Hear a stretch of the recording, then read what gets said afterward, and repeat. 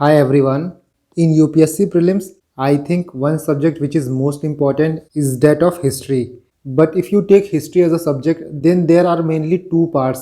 पहला ब्लॉक हमारा modern history का होता है and the second block is art and culture ancient and medieval.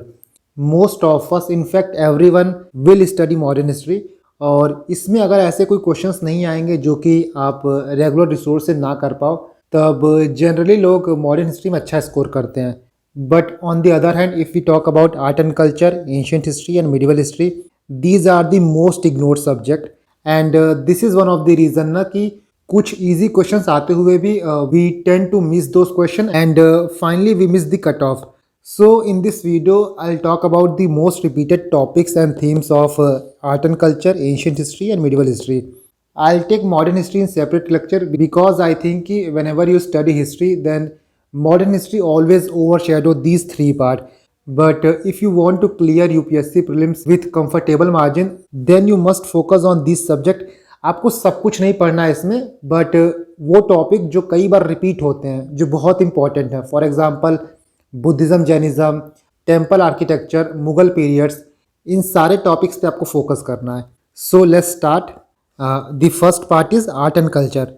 Art and culture को मैंने अलग अलग थीम्स में डिवाइड कर दिया है, लाइक आर्किटेक्चर, इसके बाद you can see Indian painting, then philosophies, after that Indian dance, martial arts, Indian music. और किस पर्टिकुलर टॉपिक में, किस पर्टिकुलर थीम में कितने क्वेश्चंस पूछे गए हैं, उस चीज़ को देख के you will get to know कि कौन सा टॉपिक्स, कौन सा थीम्स मोस्ट इंपॉर्टेंट है. Like Indian architecture is one of the most important theme. और आप आर्ट एंड कल्चर पढ़ रहे हो तो please don't ignore Indian architecture. इसमें आपको टेम्पल आर्किटेक्चर मिलेगा, इसमें आपको रॉकेट आर्किटेक्चर मिलेगा, इसमें आपको मोनेस्ट्रीज मिलेंगे, इसमें आपको श्राइन्स मिलेंगे. तो ये सारी चीज़ें आपको पढ़नी है. If you will study Indian architecture then almost आपका 30 to 35% art and culture cover हो जाता है. Now you can see in 2013-2014 rock cut architecture पे क्वेश्चन आया था and Ajanta Ellora is the most important topic. Here you can see rock cut caves of Badami, 12 बार rock cut caves and the next is Ellora caves. If you see ना, तो art and culture के बहुत से questions आप इजीली कर लोगे. तो if you are living those questions then it would be very difficult for you to clear the cut off अगर आप IFOs पे फोकस कर रहे हो तो. The second topic, difference between Ajanta and Mahabalipuram. Next in 2014 they asked about Panchayatan style of temple and you can see काफ़ी easy question था ये. With reference to the cultural history of India, the term Panchayatan refers to. The correct answer is C, a style of temple construction. Next, Mughal architecture, use of इबादत खाना 2014 में पूछा गया था. इसके बाद Buddhist shrine and monasteries. If you are studying Buddhism then monasteries आपको पढ़ना है. बहुत रेगुलर क्वेश्चन नहीं पूछा गया है. Still you should have the basic idea कि इंडिया में कहाँ कहाँ कौन कौन सी मोनेस्ट्रीज हैं. Next in 2015 they asked about Ashokan addicts. ये भी काफ़ी इंपॉर्टेंट है. यू विल सी कि अशोका से बहुत से क्वेश्चंस आए हैं. इसके बाद 2017 में सन टेम्पल पूछा गया था और काफ़ी इजी क्वेश्चन था यार. Let me show you which of the following is famous for sun temple. Arasavalli, Amarkantak and Omkareshwar. यहाँ पे अगर आपको आइडिया नहीं है कि कौन सा सन टेम्पल है, then you can go by elimination. इसमें आपको थर्ड पता होगा कि ओमकारेश्वर जो है वो शिवा टेम्पल है. So going by that logic आपका डी गलत हो जाएगा, सी गलत हो जाएगा, बी गलत हो जाएगा. The correct answer is 1 only. और यहाँ पे यूपीएससी एग्जामिनर ये चेक भी करना चाहता है कि आप कितने अटेंटिव हो during the paper. Most of us don't know about the Arasavalli but most of us must be knowing about the Omkareshwar. तो आप इस तरह क्वेश्चन को अप्रोच क्या करो. नेवर थिंक कि आप ये पढ़ के नहीं गए हो तो आप क्वेश्चन को लीव कर दो.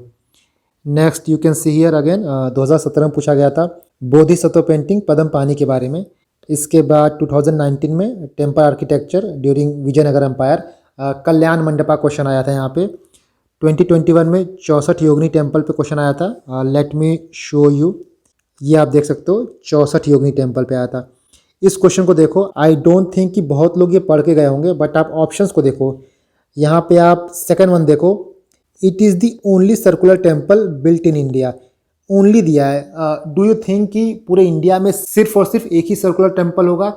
इतनी वास्ट इंडिया है, कहीं भी एक छोटा सा टेम्पल भी आपको सर्कुलर मिल जाएगा. तो ये ऑप्शन तुरंत गलत हो जाएगा. डैट मीन कि आप सेकंड को गलत एज्यूम कर सकते हो. सो आपका करेक्ट आंसर हो जाएगा सी, बिकॉज ए गलत हो जाएगा, बी गलत हो जाएगा एंड डी गलत हो जाएगा. आपको ऐसे ही सिंपल लॉजिक एग्जाम में लगाने होते हैं। नाउ 2021 में केव्स एंड रिवर पे क्वेश्चन आया था एंड आई थिंक कि थोड़ा टफ क्वेश्चन है, बट यू कैन सी ना कि अजंता केव्स हमेशा पूछा गया है। तो जो अजंता केव हो गया, अशोकन एडिक्ट हो गया, ये इंपॉर्टेंट टॉपिक्स हैं, इंपॉर्टेंट थीम्स हैं। Next Ashokan edict and their locations पूछा था। इसके बाद 2020 में सोमनाथ टेम्पल पूछा था and this is basically current affairs.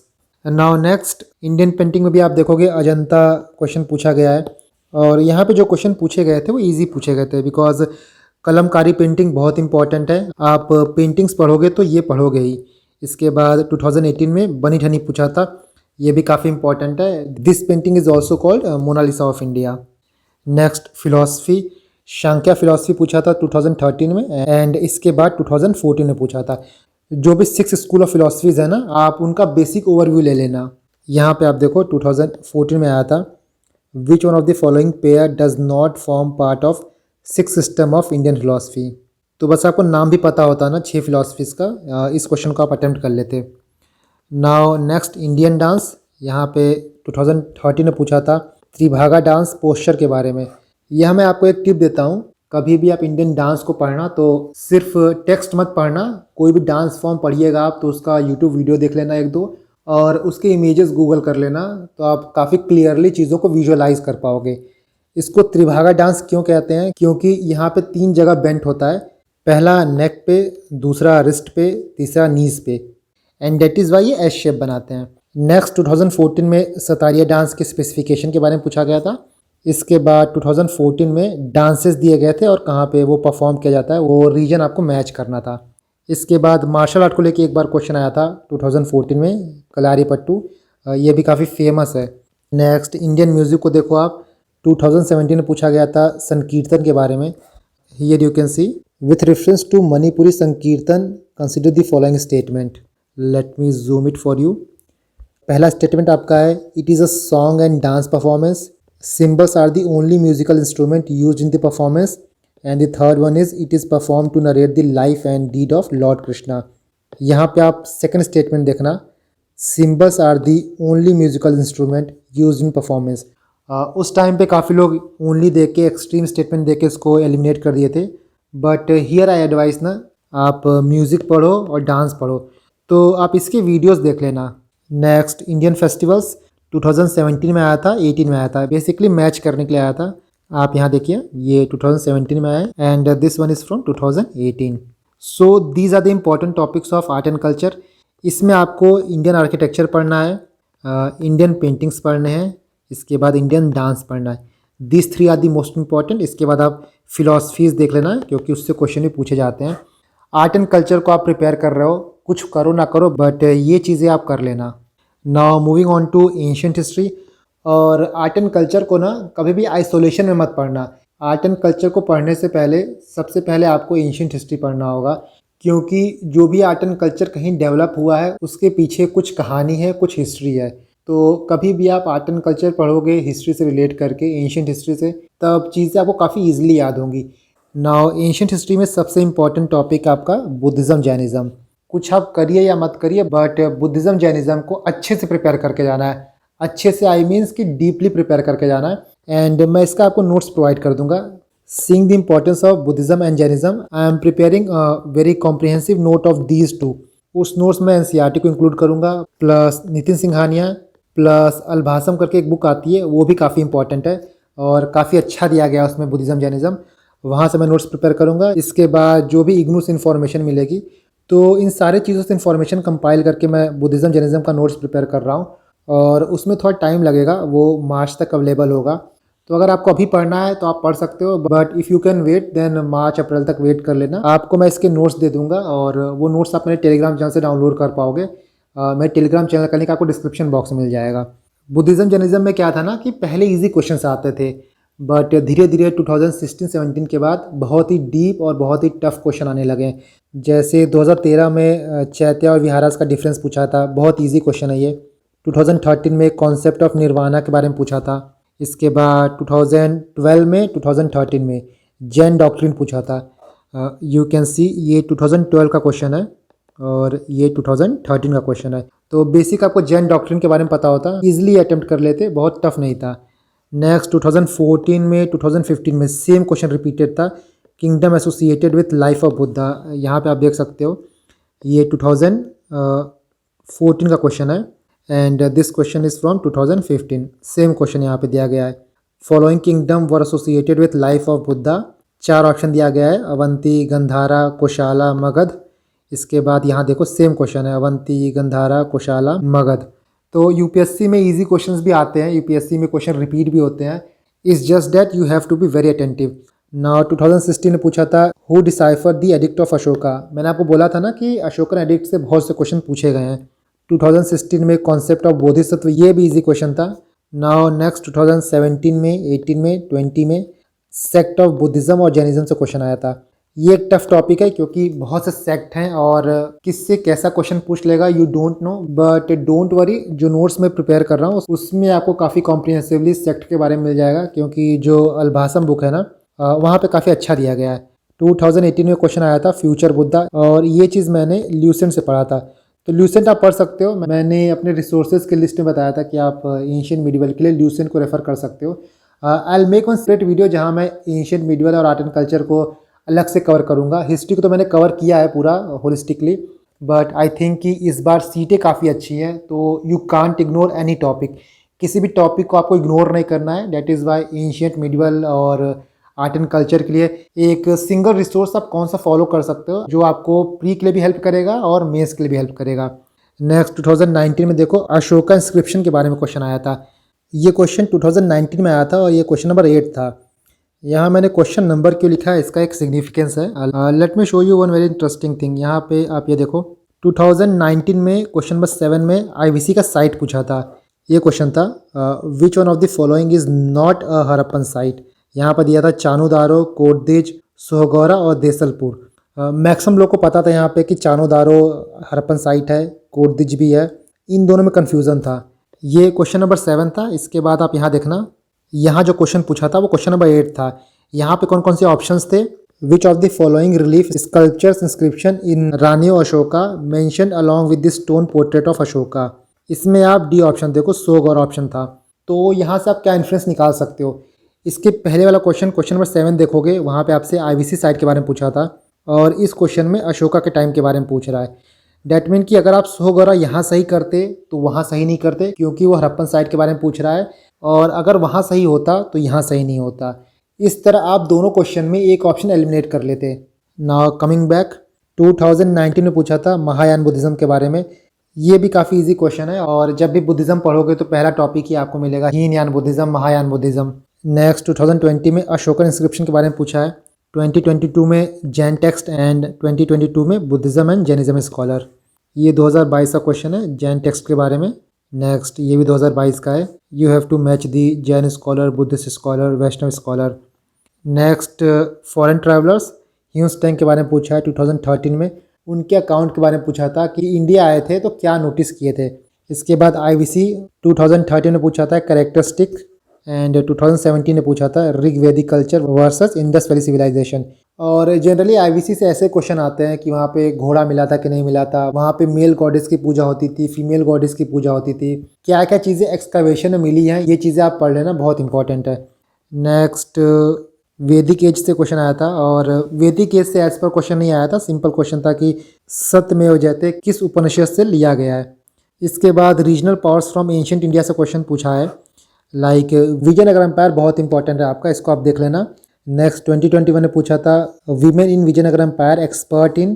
2020 में पूछा था ruler and their associated scholars. Chronology से बहुत से क्वेश्चन आते हैं, और क्रोनोलॉजी आप ल्यूसेंट से पढ़ सकते हो। 2022 में कौटिल्य अर्थशास्त्र में स्लेव के बारे में क्या मेंशन किया गया था, उससे क्वेश्चन आया था।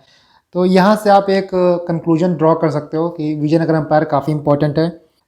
जो फेमस चीज़ें हुई है ना एशियन हिस्ट्री में, वो चीज़ें इंपॉर्टेंट है, प्लस क्रोनोलॉजी बहुत इंपॉर्टेंट है। Next in 2022 kings and their dynasties. इसके बाद कीवर्ड्स बहुत इंपॉर्टेंट है, खासकर गुप्ता पीरियड के जो कीवर्ड्स हैं वो काफ़ी इंपॉर्टेंट है। यहाँ पे सारे कीवर्ड दिए गए हैं, और कीवर्ड की मैंने एक पीडीएफ शेयर की है आपके साथ, आप मेरे टेलीग्राम चैनल पर जाकर उसको डाउनलोड कर सकते हो। अलग अलग पीरियड्स में जो जो इंपॉर्टेंट कीवर्ड्स हैं, ancient India, medieval India plus art and culture, जो भी इंपॉर्टेंट कीवर्ड्स हैं एनसीईआरटी में, वहाँ पे आपको मिल जाएगा। देखो हिस्ट्री से मैं आपके साथ एक टिप शेयर करता हूँ। हिस्ट्री में कभी भी कोई स्टेटमेंट पूछता है तो आप अपने दिमाग में एक बात हमेशा याद रखना कि हिस्ट्री में कोई स्टेटमेंट सही करना काफ़ी इजी होता है, उसको सही प्रूफ करना काफ़ी इजी होता है, बट उसको गलत प्रूफ करना बहुत हार्ड होता है। क्योंकि हिस्ट्री में क्या हुआ है ये सारी चीज़ें डॉक्यूमेंटेड है, बट क्या नहीं हुआ है ये डॉक्यूमेंट आपको नहीं मिलेगा। इसीलिए कभी भी क्वेश्चन आएगा कि ये चीज़ें हिस्ट्री में नहीं हुई थी, ये चीज़ें एब्सेंट थी, तो मैक्सिमम टाइम वो स्टेटमेंट गलत होगा। फॉर एग्जाम्पल आप इस क्वेश्चन को देखो, with reference to force labour विस्टी in India during Gupta period which one of the following statement is correct. यहाँ पे आप बी देखो, it was totally absent in Madhya Pradesh region and Kathiawar region of Gupta empire. Totally absent की बात कह रहा है। देखो, अगर फोर्स्ड लेबर गुप्ता अम्पायर के टाइम पे होगा तो बट ऑब्वियस है कि चाहे काठियावाड़ रीजन हो या फिर एमपी का रीजन हो, कहीं ना कहीं थोड़े इंटेंसिटी से हर जगह प्रैक्टिस हो रहा होगा। दैट इज़ वाई इस ऑप्शन को आप बहुत ही इजीली एलिमिनेट कर सकते हो। और इसीलिए ये पॉइंट हमेशा याद रखना कि हिस्ट्री में कोई चीज़ सही प्रूफ करना ईजी होता है, बट कोई चीज़ गलत प्रूफ करना बहुत हार्ड होता है। नेक्स्ट, मिसलिनियस टॉपिक्स लाइक संगम में से क्वेश्चन आया है, भक्ति मूवमेंट से क्वेश्चन आया है, और ये बहुत हार्ड क्वेश्चन आया था, 2021 में आया था, मितक्षारा एंड दया भागा। इसके बाद 2022 में क्वेश्चन आया था with reference to history of ancient India, Bhavabhuti Hastimalla were famous for, तो these are playwrights basically. Next 2022 में संगम लिटरेचर से क्वेश्चन आया था, let me show you, this is the question, which one of the following statement about Sangam literature in ancient South India is correct? The first one is Sangam poems are devoid of any reference to material culture. The second is the social classification of Varna was known to Sangam poet.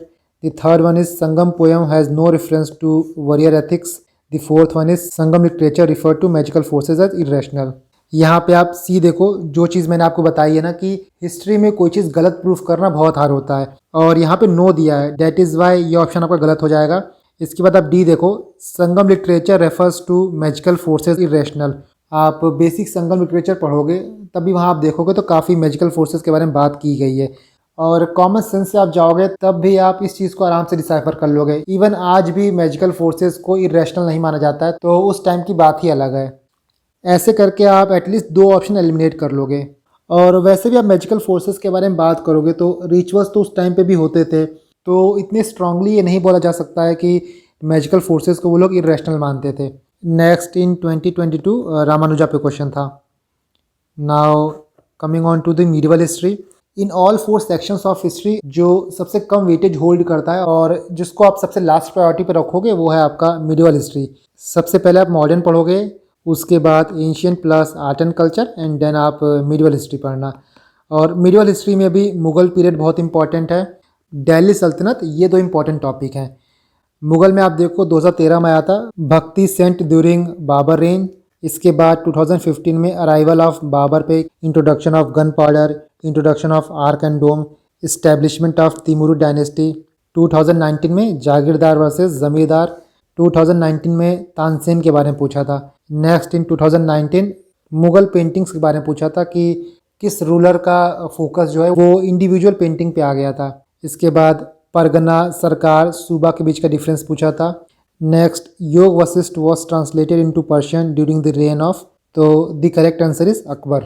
Next, Delhi Sultanat, यहाँ important terms पूछे थे like आमिल, मीर बख्शी और इक्ता system क्या होता है 2019 में। 2021 में foreign visit या फिर फॉरेन इन्वेजन पे क्वेश्चन आया था, और सेम टाइप का क्वेश्चन 2022 में पूछा गया था। ये 2021 का क्वेश्चन है।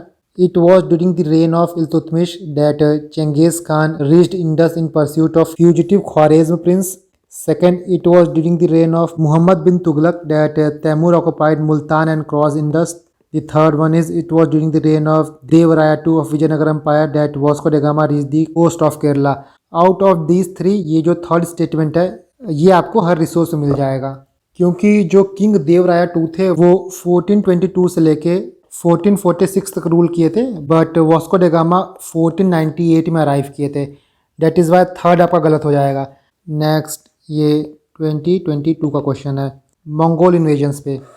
Next, keywords Mahattara and Pattakila, Banjaras, Aurang, Baniyan and Mirasidar, Fanam, Kuladharam. इसके बाद कुछ miscellaneous topic, medieval Indian state and their present region, 2015 the element of feudal system, next sea port of Kakatiya kingdom.